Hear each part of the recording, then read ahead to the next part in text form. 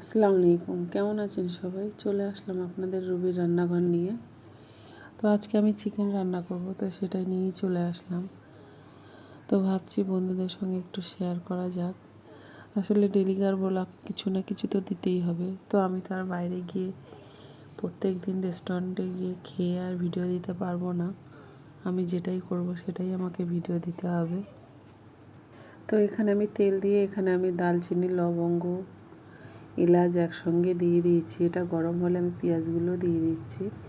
পেঁয়াজটা আমি একটু ভালো করে কুচি করে নিয়েছি, কারণ চিকেনে একটু কুচি করে দিলে পেঁয়াজ ঝোলটা অনেক ঘন হয়, ভালো লাগে খেতে, টেস্টে হয়। তো এখানে আমি পুরো পেঁয়াজ লাল করব না, আমি চিকেনটা ভাজা করব আর পেঁয়াজটাও ভাজা করব, সেই হিসাবে আমি ঢেলে দিচ্ছি চিকেনগুলো। যেহেতু চিকেনগুলো আমি ভাজা করিনি আলাদা করে, তো আমি সবসময় চেষ্টা করি চিকেন আর পেঁয়াজ একসঙ্গে ভাজতে। তো এখানে আমার চিকেনগুলো ভাজা হয়ে গেছে। এখানে আমি আলু আর তেজপাতা দেব। আলু আমি সবসময় বড় বড় করে দেওয়ার চেষ্টা করি, আর আমি চিকেনের পিসগুলো বড় বড় রাখি। চিকেনের পিসগুলো বড় রাখলে পরে কি আলুও ভাঙবে না, চিকেনও ভাঙবে না। আর আলু সবসময় বড় রাখলে খেতে ভালো লাগে, সে মুরগির মাংসই বলেন আর গরুর মাংসই।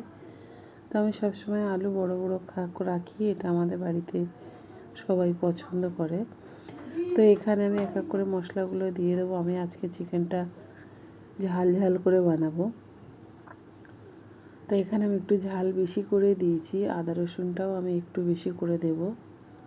তো আমি এখানে ঝালটা দিয়ে খুব ভালো মতো একটু নাড়াচাড়া করে নিচ্ছি, কারণ তেলে ঝাল দিলে মশলার রঙটা খুব ভালো হয়। আর আমরা সবসময় চেষ্টা করি আগে ঝালটা দিতে, কারণ গুঁড়ো লঙ্কার একটা আলাদা কালার। আর আমি এখানে একটু কাঁচা লঙ্কাও দেব। তো আগে আমি একটু মশলাগুলো এখানে দিয়ে নিই। এখানে আমি ভরে ভরে 1 চামচ আমি আদা রসুন দিয়েছি, যেটা চা চামচের 3 চামচ। তো আদা রসুন দিয়ে আমি এখানে জিরে, মরিচ, ধনে, হলুদ, আমি সব কিছু, লবণ, এখানে সব কিছু দিয়ে দেবো। এতক্ষণ আমি লবণ দিইনি, কারণ চিকেনে লবণ দিলে বেশি হয়, পানি বার হয়। ওই জন্য আমি সবসময় লবণটা লাস্টের দিকে দেওয়ার চেষ্টা করি। চিকেনটা কষার সময়টাই লবণ আমি দিই, নয়তো চিকেনটা ভেঙে যায়। তো এখন আমি সব কিছুই দিয়ে দিয়েছি। এখন আমি খুব ভালো মতো এটা নাড়াচাড়া করব। তো দেখতেই পাচ্ছেন এখানে আমি অনেকক্ষণ কষিয়ে নিয়েছি, এখান থেকে তেল ছেড়ে দিয়েছে।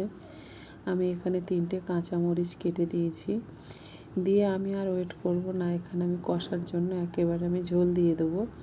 আমি কষানোর হয়ে গেছে, এখানে কষানোর জন্য না, একেবারে আমি ঝোল দেবো।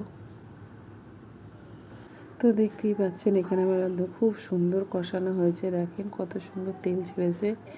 তো এখানে আর কষানোর কোনো জায়গা নেই, আমি এখানে পুরোটা ঝোল দিয়ে দেবো, দিয়ে ঢাকনা চাপা দিয়ে দেবো, দিয়ে আমার মতো আমি যেমন রাখবো ঝোলটা আমি সেইভাবেই নামাবো। তো দেখতেই পাচ্ছেন কত সুন্দর কালার এসছে। আসলে এই তরকারি যখন আপনি কষবেন, সেই কষার উপরেই আপনার তরকারি টেস্ট হয়। শুধু যে অনেক মশলা দিলে টেস্ট হয় তার কোনো কথা না, রান্নার কিছু আর্টস আছে, সেগুলো একটু আমরা ফলো করলে খুব ভালো খেতে হয় রান্না। অনেকেই ভাববেন যে এখানে আমি অনেকটা পানি দিয়েছি, কিন্তু না, আমার আলুগুলো বড় বড় আছে, তাই জন্য আমি একটু পানি দিয়েছি। তো কোনো অসুবিধা নেই। আর সত্যি কথা বলতে আজকে আমার ভয়েস দিতে খুব কষ্ট হচ্ছে, আমার গলার অবস্থা ভালো না।